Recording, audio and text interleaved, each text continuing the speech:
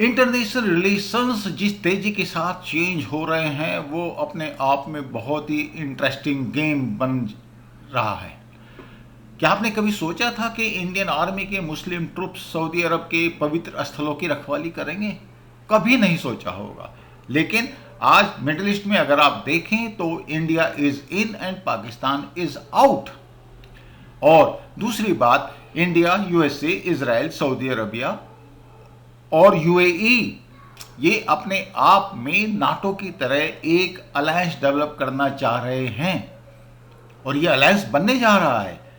Indian nationalist के इस episode में मैं कर्नल वीरेंद्र कुमार मैं आज आपके साथ इसी विषय पर चर्चा करूं। मिडिल ईस्ट को आप देख लीजिए, सबसे इंपॉर्टेंट प्लेयर है सऊदी अरबिया जो ओआईसी का चेयरमैन है, और दो जो इंपॉर्टेंट प्लेयर यहां पे आते हैं वो आता है टर्की और ईरान। अपने आप में ये भी पावरफुल नेशंस हैं और दोनों का सऊदी अरबिया के साथ 36 का आंकड़ा है। ईरान का और सऊदी अरब का एक बहुत ही पुराना इशू है जो कभी रिजॉल्व होने के कगार पर नहीं आ सकता। टर्की सऊदी अरबिया के इसलिए अगेंस्ट में है क्योंकि वो ओआईसी की या इस्लामिक नेशंस की लीडरशिप लेना चाहता है।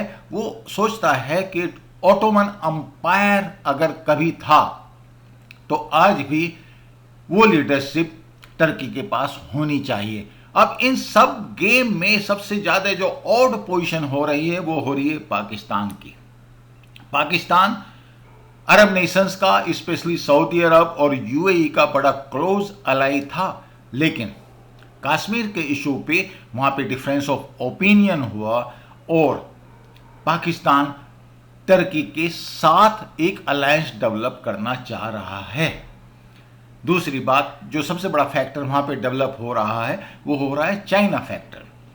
चाइना मिडिल ईस्ट में फुट होल्ड चाहता है और ईरान उसमें इसकी हेल्प कर रहा है। टर्की भी चाइना के साथ अच्छी तरह बिजनेस डेवलप कर रहा है। इंडिपेंडेंटली अगर आप देखें तो यूएई या सऊदी अरबिया का चाइना के साथ इंडिपेंडेंट बिजनेस रिलेशनशिप है, लेकिन एज ए अलायंस वो चाइना के प्रति बड़े सस्पिशियस हैं। और चाइना, टर्की, ईरान, रशिया अगर ये अलायंस एग्जिस्टेंस में आता है तो ऑब्वियसली अरब नेशंस बहुत ज़्यादा कंफर्टेबल नहीं हैं। India, Saudi Arabia, Israel, USA और यूएई और बाकी अरब नेशंस भी साथ में हैं। ये अपने आप में एक स्ट्रेटेजिक अलायंस के तौर पर डेवलप हो रहे हैं जिसका बेसिक पर्पस है कि वो चाइना को यहाँ पर फुटहोल्ड ना लेने दें और दूसरा, ईरान किसी न किसी तरीके से इस गेम में न्यूट्रलाइज किया जाए और टर्की को कभी भी इतना पावरफुल ना होने दिया जाए कि वो सऊदी अरबिया को चैलेंज कर सके। पाकिस्तान अपने आप को ढंग से कंडक्ट नहीं कर पा रहा है और इसीलिए सऊदी अरबिया ने जब उस पर प्रेशर डाला कि वो इजराइल को रिकॉग्नाइज करे तो उसकी पोजीशन और भी ओड हो गई। और जो फाइनेंशियल सपोर्ट सऊदी अरबिया और यूएई या बाकी अरब नेशंस की तरफ से पाकिस्तान को मिलता था वो काफ़ी हद तक कम होने जा रहा है अगर पाकिस्तान इजराइल को रिकॉग्नाइज नहीं करता, जिसकी पॉसिबिलिटी अच्छी खासी है क्योंकि पाकिस्तान की इंटरनल डायनेमिक्स इतनी ही कॉम्प्लिकेटेड है। अब आप देखिए कि ये सिनेरियो कैसे चेंज हो रहा है। सऊदी अरबिया और इजराइल के बीच में अगर डिप्लोमेटिक रिलेशंस आज की डेट में नहीं है तो भी ये रिलेशनशिप अपने आप में बहुत स्ट्रांग है और इसमें मोसाद का बहुत ही बड़ा रोल है। सऊदी अरबिया ईरान के प्रति बहुत ही सस्पिशियस है क्योंकि ईरान मिलिटरली स्ट्रांग कंट्री है और दूसरी बात यह है कि ईरान को जो टेररिस्ट नॉन स्टेट एक्टर्स हैं, Hamas, Hezbollah and all that, इन सब का सपोर्ट हासिल है। इनफैक्ट ईरान का अगर आप देखें तो अल कायदा के साथ भी अच्छी खासी रिलेशनशिप है जबकि वो ऑफिशियली इसको रिकॉग्नाइज नहीं करता। अभी सऊदी अरबिया ने किस तरह प्लान किया इसको कि इजराइल को साथ में लेके ईरान को न्यूट्रलाइज किया जाए, और इसमें वो सक्सेसफुल भी हो रहे हैं। आप समझ सकते हैं 1 दिसंबर को, यानी कि अभी रिसेंटली, उन्होंने इजरायली फ्लाइट्स को अपने एयर स्पेस में एंट्री करने की परमिशन दी, और 31 दिसंबर को कम से कम 50,000 इजरायली न्यू ईयर सेलिब्रेशंस के लिए अबू धाबी जा रहे हैं। ये बहुत बड़ी बात है अपने आप में। इजराइल इसी बीच में काफ़ी एक्टिव है, उसको ये रोल पसंद भी आ रहा है जहां पर मिडिल ईस्ट में उसकी एंट्री हो रही है, डिप्लोमेटिक रिकॉग्निशन मिल रहा है, और साथ में ईरान के अगेंस्ट में ये सब कंट्री उसको सपोर्ट भी कर रहे हैं। लेटेस्ट जो एपिसोड हुआ उसमें ईरान के एक टॉप न्यूक्लियर साइंटिस्ट को इजराइल ने, मोसाद ने तेहरान के अंदर असैसिनेट किया। आप समझ सकते हैं कि मोसाद की रीच कहां तक है, बहुत बड़ी बात है ये। और इसी बीच में पाकिस्तान ने इजराइल को रिकॉग्नाइज करने से जब डिनायल किया तो यूएई ने 3,000 पाकिस्तानी लेबर का वीसा रिन्यूअल रोक दिया।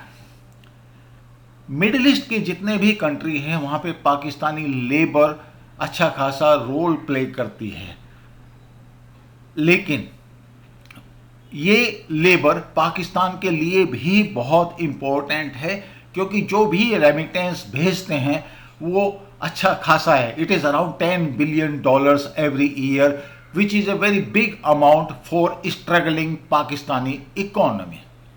तो मिडिल ईस्ट नेशंस में सऊदी अरबिया, बहरीन, यूएई अब पाकिस्तान के ऊपर प्रेशर डाल रहे हैं कि वो इजराइल को रिकॉग्नाइज करे, नहीं तो economically it will be crippled. Saudi Arabia के पास लेबर के लिए एक बड़ा इंपॉर्टेंट सोर्स है, और वो है इंडिया। अब आप देखिए एक और गेम इसमें डेवलप हो रहा है।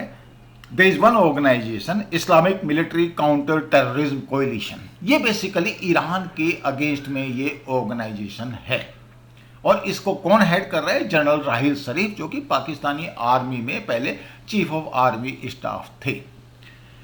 जैसे ही पाकिस्तान टर्की और ईरान के क्लोज जाने की कोशिश कर रहा है, उसके जो भी ट्रुप्स सऊदी अरबिया में होली साइट्स की सिक्योरिटी के लिए डिप्लॉयड हैं, उनकी क्रेडिबिलिटी कम हो रही है, और वहाँ पे अच्छी खासी पॉसिबिलिटी नज़र आ रही है कि पाकिस्तान, टर्की और ईरान को न्यूट्रलाइज करने के लिए सऊदी अरबिया एक स्टेप ले सकता है कि वो पाकिस्तान के ट्रुप्स को वापस भेजे और इंडियन मुस्लिम ट्रुप्स को उन साइट्स की सिक्योरिटी के लिए डिप्लॉय करे। और इसका बहुत बड़ा रीजन ये भी हो रहा है कि पाकिस्तान के जो ट्रुप्स हैं उनकी क्रेडिबिलिटी कम हो रही है। रीजन बिल्कुल साफ है, क्योंकि पाकिस्तान की एज ए स्टेट क्रेडिबिलिटी कम हो रही है। अब आप देखिए, अगर पाकिस्तानी जख्मों में नमक छिड़कने वाली बात है तो ये एक बहुत बड़ा डेवलपमेंट है। और मुझे ये रिपोर्ट कहाँ से मिली? यूरेशियन टाइम्स से। और जनरल राहिल शरीफ अगर वापस जाते हैं और वहाँ पर इंडियन ट्रुप्स डिप्लॉय होते हैं, इंडियन मुस्लिम ट्रुप्स की मैं बात कर रहा हूँ, तो आप समझ सकते हैं कि इंडिया एक स्ट्रेटेजिक पार्टनर डेवलप हो रहा है इन अरब नेशंस के लिए, जो कि एक बहुत बड़ी बात है। इंडियन आर्मी अपने आप में एक प्रोफेशनल आर्मी है, और हमारे जो मुस्लिम ट्रुप्स हैं वो प्रोफेशनल भी हैं और नेशनलिस्ट भी हैं, और मिडिल ईस्ट कंट्री में उनके प्रति जो भरोसा है बहुत ज़्यादा है। जहाँ भी इंडियन आर्मी यूएन मिशंस में गई है, वहाँ पे उसने अपने आप को प्रोफेशनली एक करेजियस आर्मी के तौर पर कंडक्ट किया है, और उसकी रेपुटेशन बहुत हाई है। इसीलिए middle east Nations, specially Saudi Arabia, उन पर रिलाई कर सकता है।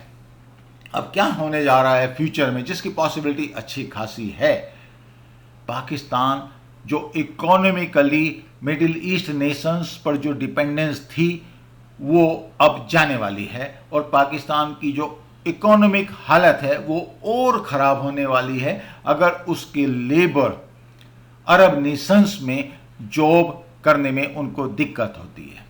और ये किस प्रीटेक्स्ट पे सऊदी अरबिया करने जा रहा है? बेसिकली सिक्योरिटी के प्रीटेक्स्ट पर। तो पाकिस्तान इस गेम को समझता है, मोसाद एक्टिव है, ट्रैक कर रहा है ईरान को भी, पाकिस्तान को भी, टर्की को भी, और वही सऊदी अरबिया का इंटरेस्ट है।